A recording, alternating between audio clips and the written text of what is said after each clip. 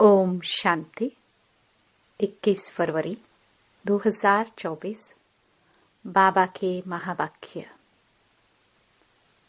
मीठे बच्चे, ज्ञान की तलवार में योग का जौहर चाहिए, तब ही विजयी होगी। ज्ञान में योग का जौहर है तो उसका असर जरूर होगा। प्रश्न: तुम खुदा के पैगंबर हो, तुम्हें सारी दुनिया को कौन सा पैगाम देना है? उत्तर: सारी दुनिया को पैगाम दो कि खुदा ने कहा है, तुम सब अपने को आत्मा समझो, देह अभिमान छोड़ो, एक मुझ बाप को याद करो तो तुम्हारे सिर से पापों का बोझा उतर जाएगा। एक बाप की याद से तुम पावन बन जाएंगे। अंतर्मुखी बच्चे ही ऐसा पैगाम सभी को दे सकते हैं। ओम शांति। बाप ने समझाया है कि कोई भी मनुष्य मात्र, फिर चाहे दैवी गुण वाला हो या आसुरी गुण वाला हो, उनको भगवान नहीं कह सकते। यह तो बच्चे जानते हैं। दैवी गुण वाले होते हैं सतयुग में, आसुरी गुण वाले होते हैं कलयुग में। इसलिए बाबा ने लिखत भी बनाई है कि दैवी गुण वाले हो या आसुरी गुण वाले, सतयुगी हो या कलयुगी, यह बातें बड़ी मुश्किल से मनुष्यों को समझ में आती हैं।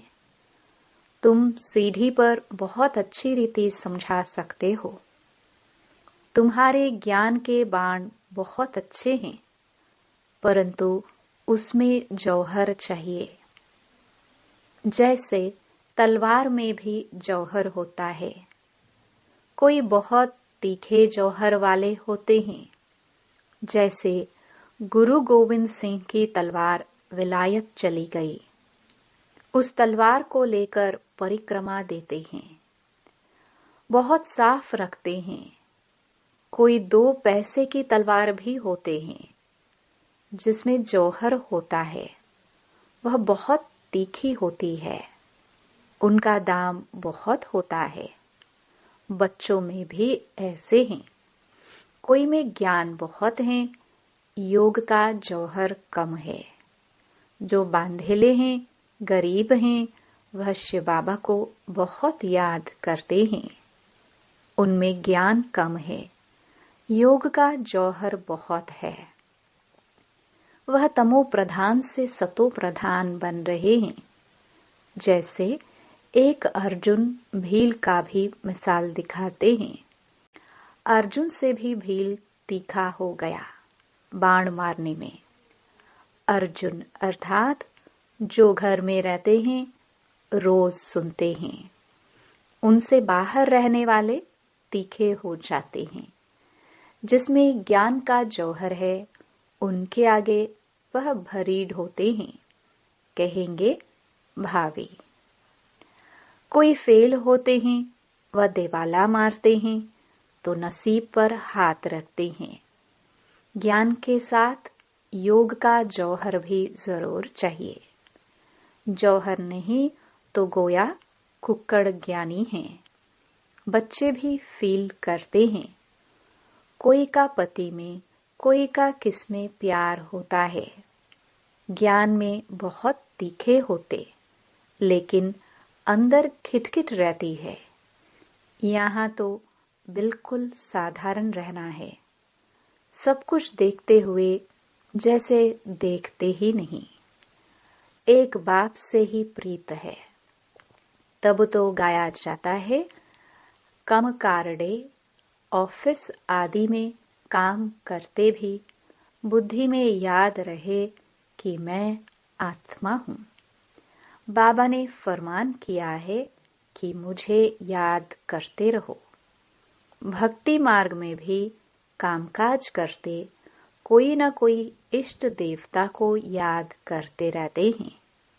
वह तो है पत्थर का बोध, उनमें आत्मा तो है नहीं। लक्ष्मी नारायण भी पूजे जाते हैं, वह भी पत्थर की मूर्ति है ना। बोलो, इनकी आत्मा कहाँ है? अब तुम समझते हो, जरूर कोई नाम रूप में है। अब तुम फिर योग बल से पावन देवता बन रहे हो। एम ऑब्जेक्ट भी है। दूसरी बात, बाप समझाते हैं, ज्ञान सागर और ज्ञान गंगाएं इस पुरुषोत्तम संगम युग पर ही होते हैं। बस एक ही समय पर होते हैं। ज्ञान सागर आते ही हैं कल्प के इस पुरुषोत्तम संगम युग पर।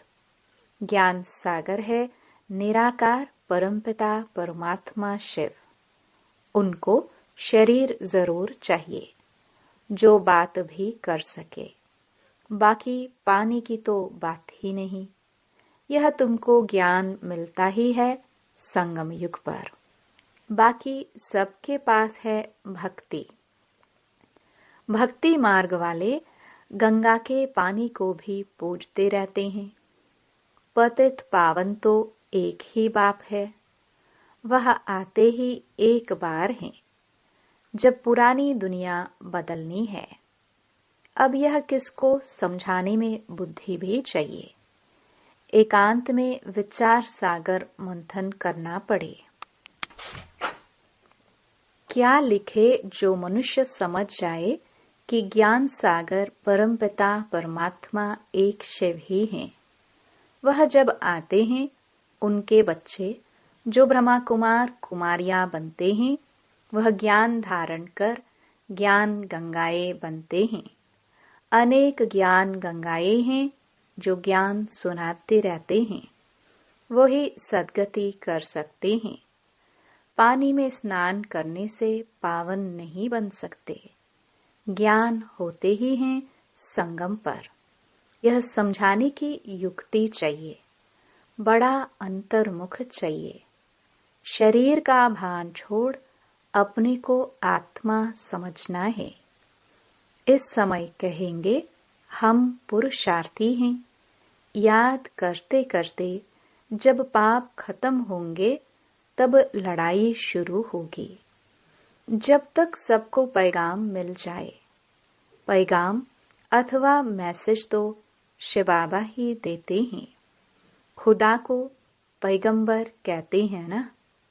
तुम सबको यह पैगाम पहुंचाते हो कि अपने को आत्मा समझ परमपिता परमात्मा के साथ योग लगाओ। तो बाप प्रतिज्ञा करते हैं कि तुम्हारे जन्म जन्मांतर के पाप कट जाएंगे। यह तो बाप ब्रह्मा मुख से बैठ समझाते हैं। पानी की गंगा क्या समझाएगी। बेहद का बाप बेहद के बच्चों को समझाते हैं।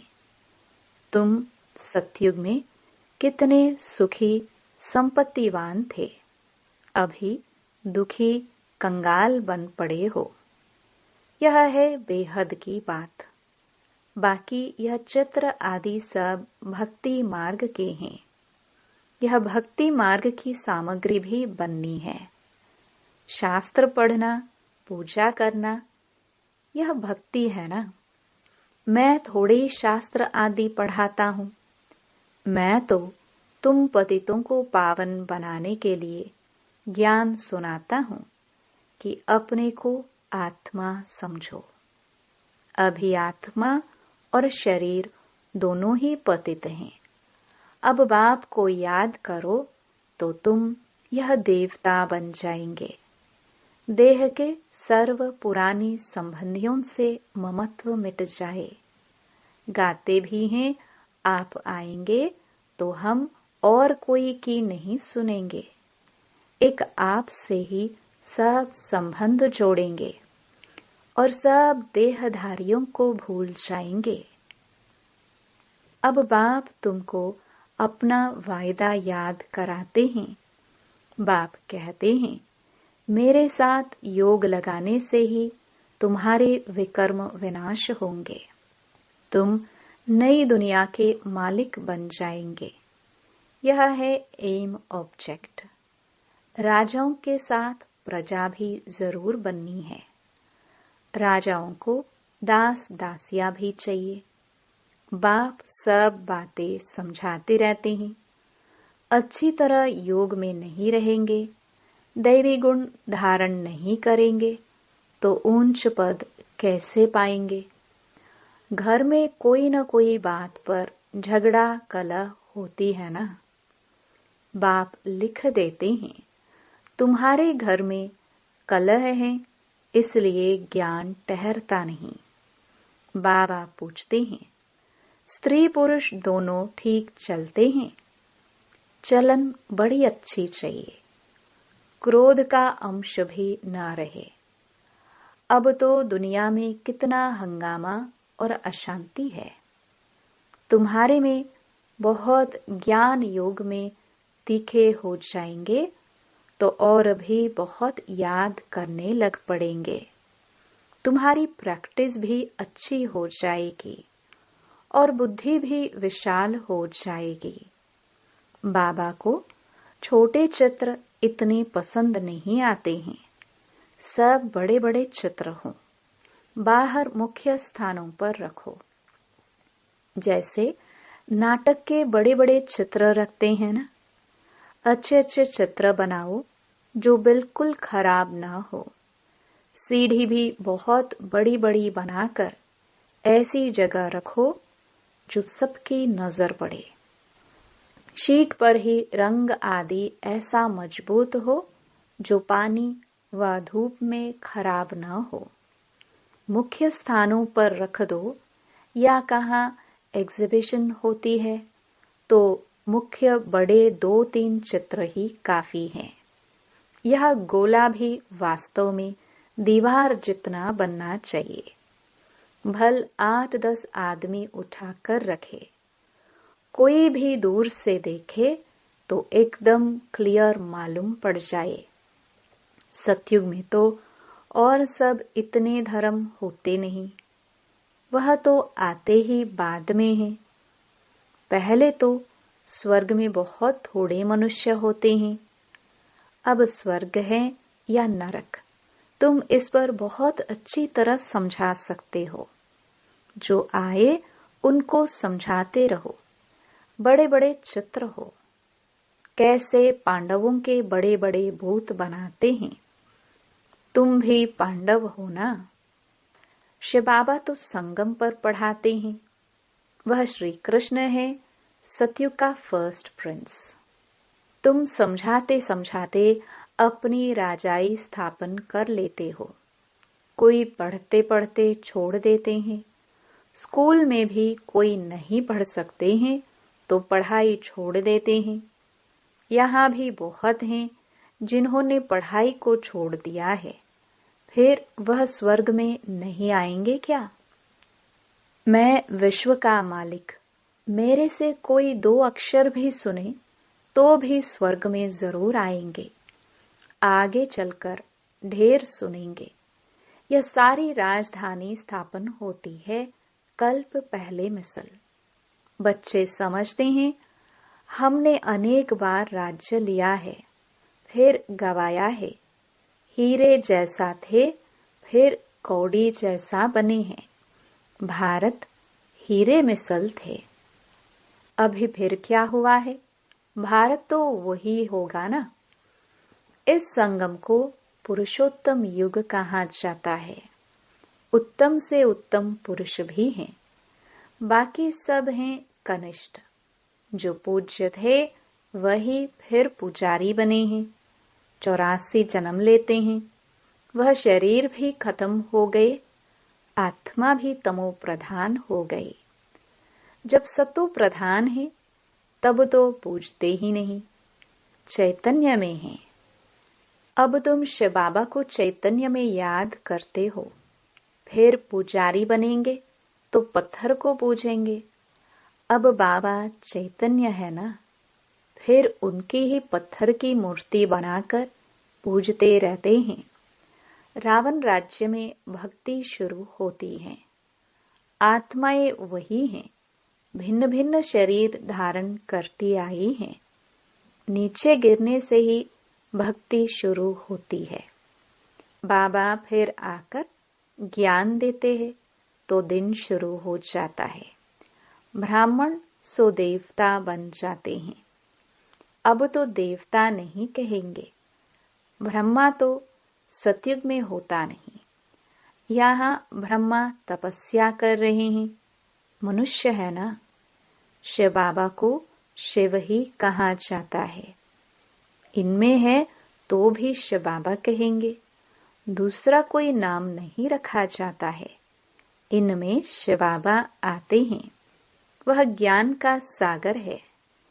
इस ब्रह्मा तन द्वारा ज्ञान देते हैं तो चित्र आदि भी बड़ी समझ से बनाने हैं। इसमें लिखत ही काम में आती है। पतित पावन पानी का सागर या पानी की नदियां हैं। वह ज्ञान सागर और उनसे निकली हुई ज्ञान गंगाएं ब्रह्मा कुमार कुमारियां हैं। इनको ही बाप ज्ञान देते हैं। ब्रह्मा द्वारा जो ब्राह्मण बनते हैं वही फिर देवता बनते हैं। विराट रूप का चित्र भी बहुत बड़ा दिखाना है। यह है मुख्य चित्र। बाप समझाते हैं, मीठे बच्चे, तुम्हें अपनी सिविल बुद्धि बनानी है। जब बाबा देखते हैं कि इनकी क्रिमिनल आई है तो समझ जाते हैं यह चल नहीं सकेंगे। तुम्हारी आत्मा अब त्रिकालदर्शी बनती है। यह कोई विरला समझते हैं। बहुत बुद्धू हैं। बाप को फारकती दे देते हैं।